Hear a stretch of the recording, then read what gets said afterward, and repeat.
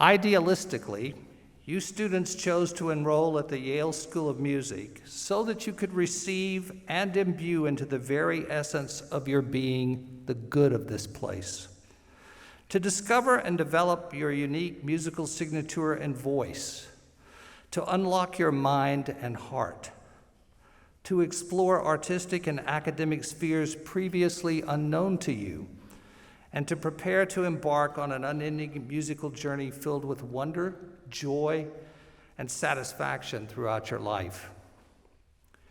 It is more likely, however, that the practical reasons had greater influence on your decision. For example, you had earned the opportunity and invitation to study with a world-renowned member of our artist faculty. Yale's international reputation and extensive network, along with your Yale degree, just might enhance your career aspirations. Also, you could satisfy some of your own curiosities about how and why a Yale education produces leaders with incredibly diverse philosophies, like Presidents Bill Clinton and George Bush, or Supreme Court Justices Sonia Sotomayor and Brett Kavanaugh, or artists with such distinct voices as Cole Porter and Caroline Shaw. And not insignificantly, you could afford the tuition.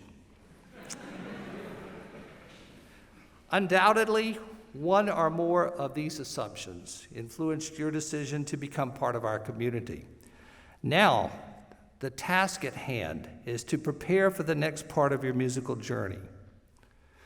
3 questions that have no fixed answers might serve as guideposts for your time at Yale and as you travel beyond these ivy-clad walls. First, who are we as artists? More to the point, who do you say you are? Who do you say you are?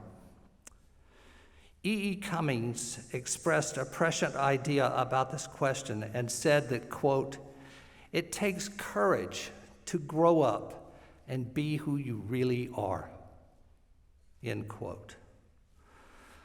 I urge you tonight to summon your courage and your conviction, and do not let the world tell you who you are, for your individuality will be lost. Do not let a critic tell you who you are, for your opinion of your best is equally important.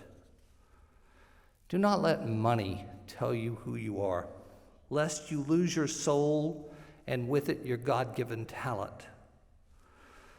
Do not let this school, this university, or any other institution tell you who you are, for your distinct musical voice will be inaudible, silenced. And do not be defined by another's values. Listen to your inner voice, the one that calls forth that open heart and outstretched hand, and the willingness to be both vulnerable and empathetic. Who do you say you are as a person and as an artist? The second question is why we do what we do. A simple, glib response might be because we cannot not do it, but that is too easy. The renowned pedagogue Nadia Boulanger offered this thought about why and how we respond to the musical impulse within us. Quote, "One must try to do one's work with enough love and care to make it represent one's very best," end quote. That love and that passion is what compels us to endure solitude and to learn from the stillness within us. And the third inquiry is this: why does what we do have value for society? Indeed, why does music have value for society, for humankind? Perhaps Voltaire had a plausible insight to this simple yet vexing question.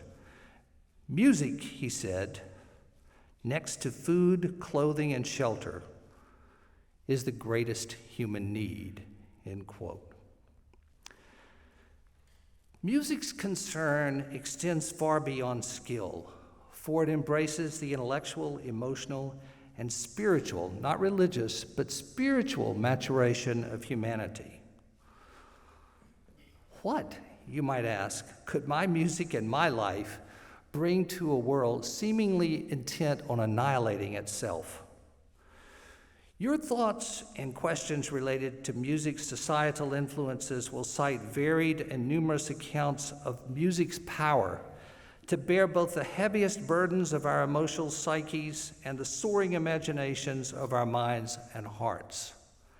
Hope, I believe, is the common denominator that emerges time and time again in these inquiries.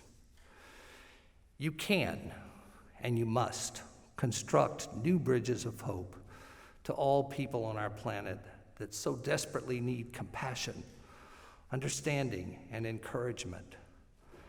I speak not of optimism disguised as a weak hope, but rather the hope described by the prophetic Reverend Peter Gomes as, quote, muscular, a hope born of character that gets us through and beyond when the worst that can happen happens, end quote. Shakespeare penned the question perfectly for the world you inherit today. He said, "How with this rage shall beauty hold a plea?" How with this rage shall beauty hold a plea? Put in our rhetoric, how can artists like you, like us, respond to conditions that exceed our most horrific nightmares? We bring hope in consoling strains and bursts of anger, in steady pulse and unending syncopations. So how will you influence the world that is yours to share with billions of other fellow human beings? Your musical commentaries can bring disparate peoples, creeds, and values to a more meaningful civil discourse. While political and economic problems have political and economic solutions, culture and its rightful place in such decision-making is often tragically absent. History chronicles the absolute importance of the artistic voice in matters of public morality, for we teach and model values through our artistic and personal choices. Those artistic and personal choices will determine who you are and who you will become. Who do you say you are?